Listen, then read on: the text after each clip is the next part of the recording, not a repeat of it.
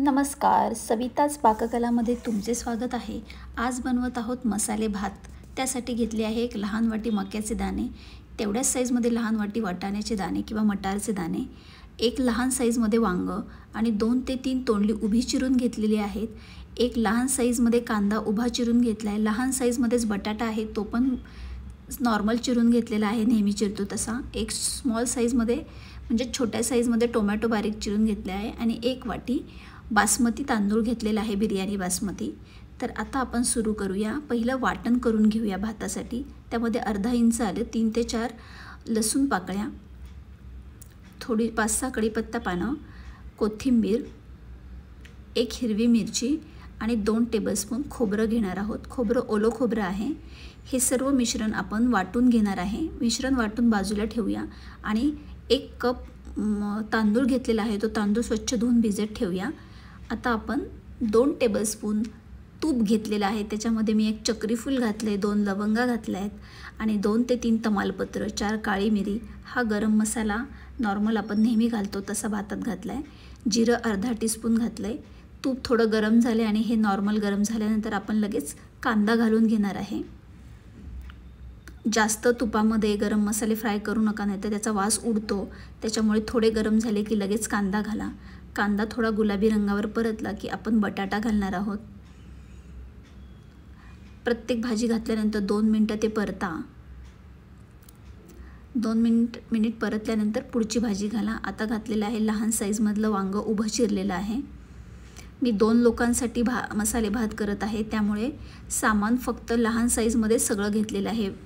भाज्या ज्या घेतल्या आहेत त्या सगळ्या स्मॉल साईजमध्ये आहेत। 2 ते 3 तोंडली उभी कापून घेतलेली आहेत, ती पण आता आपण छान परतून घेऊया। थोडंसं मीठ घातलं आहे चवीपुरतं। भाज्यांमध्ये ह्या मीठ आतपर्यंत गेलं पाहिजे। भात खाताना ते भाज्यांमध्ये मीठ गेल्यावर छान चव येते, त्यामुळे थोडं मीठ घालून भाज्या परतून घ्या। एक लहान साईजमध्ये मक्याचे दाणे घातले होते। मक्याचे दाणे घातल्यानंतर छान परता। त्याच साईजमध्ये आपण मटार घेतलेला आहे, मटार पण घातल्यानंतर 2 मिनिटं परता। गॅसची फ्लेम थोडीशी मीडियम हाय ठेवा। स्मॉल साईजमध्ये टोमॅटो घेतला होता, अगदी लहान साईजचा टोमॅटो आहे। टोमॅटो छान बारीक चिरून घ्या। तर बघा, आपण मीडियम हाय फ्लेमवरती भाज्या परतल्यामुळे भाज्या हाफ फ्राय झालेल्या आहेत आणि त्याच्यात मीठही घातलेलं गेलेलं आहे। तर हे 1 टीस्पून हळद घातल्यानंतर लगेच आपण वाटण घालणार आहे, कारण आपण हाय फ्लेमवरती भाज्या परतत आहोत, तर हळद लगेच खाली लागते, तर ती लागू नये म्हणून आपण जे वाटण केलं आहे ते वाटण आता आपण घालणार आहोत। वाटण घालून छान आता भाज्या परत एकदा व्यवस्थित परतून घ्या। तर बघा, कलर किती सुंदर आलेला आहे भाज्यांना। 2 मिनिटं झाकण ठेवून एक वाफ काढा। वाफ काढल्यानंतर पुन्हा एकदा त्याला छान व्यवस्थित परता। तर बघा, भाज्या हाफ फ्राय झाल्यामुळे कलर खूप छान आलेला आहे। 1 टीस्पून लाल तिखट टाकलंय। हा घातलेला आहे चिकन मसाला किंवा गोडा मसाला, जो तुमच्याकडे असेल तो। माझ्याकडे गोडा मसाला होता, तो मी घातलाय। एव्हरेस्टचा गरम मसाला घातलाय मी 1.5 टीस्पून। हे सगळे मसाले घातल्यानंतर व्यवस्थित छान परत एकदा परतून घ्या। सगळे मसाले एकजीव करा। वाटण थोडं कोरडं वाटल्यामुळे मी थोडंसं 2 टेबलस्पून पाणी घातलंय। पाणी घातल्यानंतर एकदा व्यवस्थित परत परतून घ्या आणि आता आपण जो तांदूळ भिजत ठेवला होता त्यातलं पाणी काढून तो तांदूळ आपण आता भातामध्ये मिक्स करून घेऊया।